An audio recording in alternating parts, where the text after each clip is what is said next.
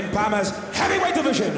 Introducing first, fighting out of the blue corner. He stands 5 feet 11 inches and weighed in at 244.4 pounds. Representing the Fendo Alliance all the way from Poland, Kamil Bazelak.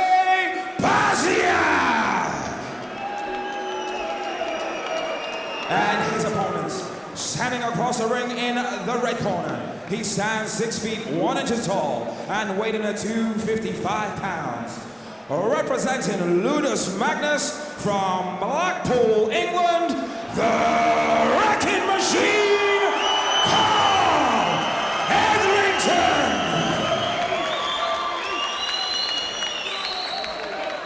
When the action begins, your referee in charge, Mark Woodard. So you heard the response of the crowd to the local favourite, huge roar, and it's the big men. And the atmosphere just goes up. You can't help yourself, Nick, when it comes to the heavyweights. You can feel the atmosphere change in the stadium. It's incredible. It's electric here tonight. Kamil coming out strong, throwing a number of punches. Well, we did say this. He wins or loses fighting one way, throwing heavy shots, and he's doing exactly the same now. But we're in the clinch position now, and this favours Karl. He will be using his judo, and I'm sure we'll be looking to see a trip any second now, and he's going to get this fight on the floor. No point in him taking risks against the heavy-handed Kamil when he can just play it safe, stick to his bread and butter. That's right. Like us, Nick, he would have known that Bazelak, he'd have done his research, comes out, throwing the leather, looking to take you out, or get stopped himself. So he's tied the man up, slowed his momentum totally down, hasn't he? Yeah, and here it is. He elevated his man, a little turn of the waist, and he's got him down. So far, it looks like Kamil's strategy is just to hold on, stall for the referee stand-up. But I think it's just a matter of time till Karl breaks his grip, pops his head out, and gets to work. He's too experienced in this position. And you don't want the Wrecking Machine in that position, ready to lay down some ground and pound on you.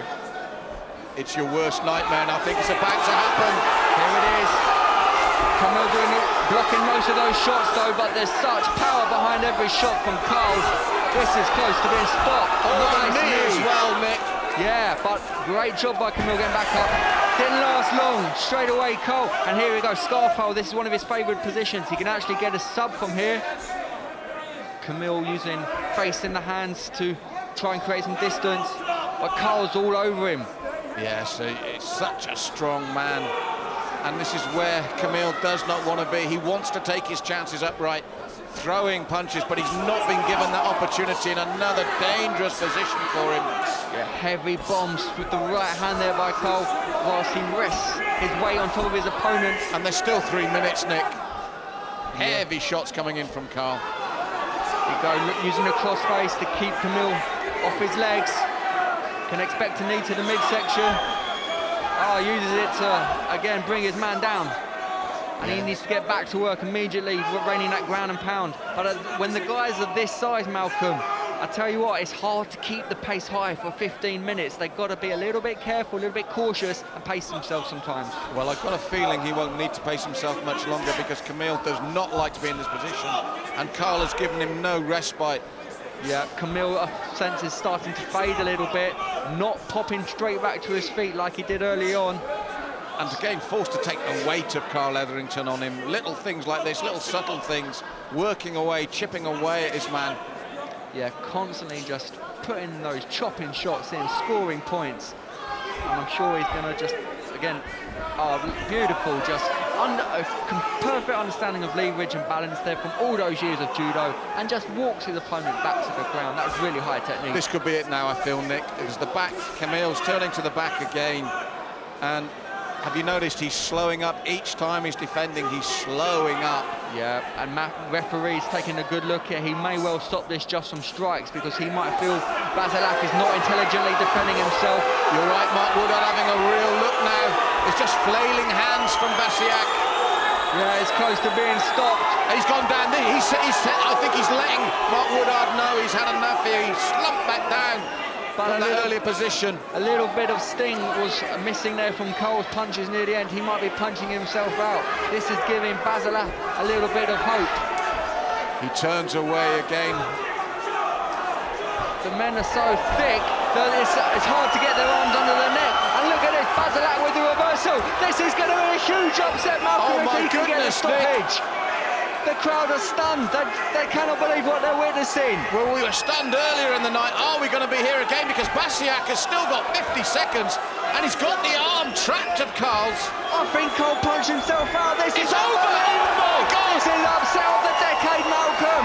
This is the second 4. time tonight. Oh my gosh, he's 1 and 4, and he's just put away someone who's 9 and 1 after losing 90% of the fight. This is why BAMMA is the most exciting MMA show in Europe. You never know what's going to come. Who gave him a chance? And look at this. You said Karl did everything right. The one slip, and Bazelak saw his chance for glory. He can't believe it himself, Nick. Unbelievable stuff. The second time tonight, I have been absolutely amazed and stunned almost into silence. I've never seen anything like it in all my days. Kamil Bazelak, 40 years of age, with the biggest win of his career. Here's the replay. Karl, with offering up no defence, he punched himself out. It's when he traps that arm with the right knee. Yeah, beautiful technique. But I think here he just sensed he had an opportunity for victory, and he just went for it. And you know what? He's still never been outside the first round. That's right, that's a good point. I just cannot believe what we witnessed. We've witnessed history here tonight. That is going to go global. Well, Karl can't believe it either. Mark Woodard steps in, and look at Kamil. He sat there. He can't believe it. Karl, the wrecking machine Etherington, can't believe it either. He's stunned. He could retire right here, right now, and go off on a high. That would be a smart move, if you ask me.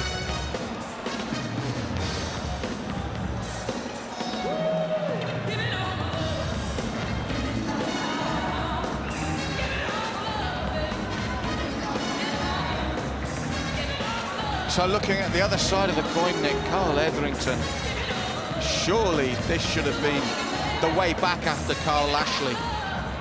Bobby Lashley, sorry. Karl must be devastated, and I'm gonna have to assume he's probably taken Kamil too lightly, hasn't put in the necessary hours in the gym, thought he would run right through him, as he was doing, but he gassed.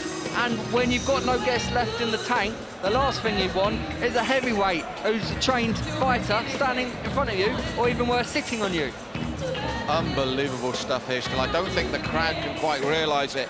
Karl brought a huge crowd here with him tonight, and they're stunned, like we all were. But this, as we said, is the heavyweight game. This is why everybody loves the division. And here at BAMMA, we've had 2 incredible upsets here tonight. But as you said, this one is phenomenal, because no one would have given him a chance. And as they're brought together now for Buddy to make the announcement, this to me is incredible, Nick.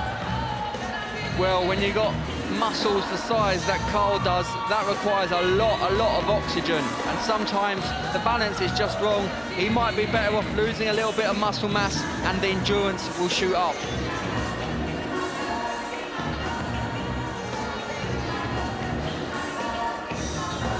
We can see Karl just exiting the cage, you know, he's that disappointed.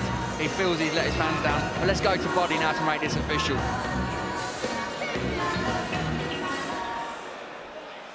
Ladies and gentlemen, this bout ended 4 minutes, 13 seconds of the first round. Your winner by TKO in the blue corner, Kamil Bazelak.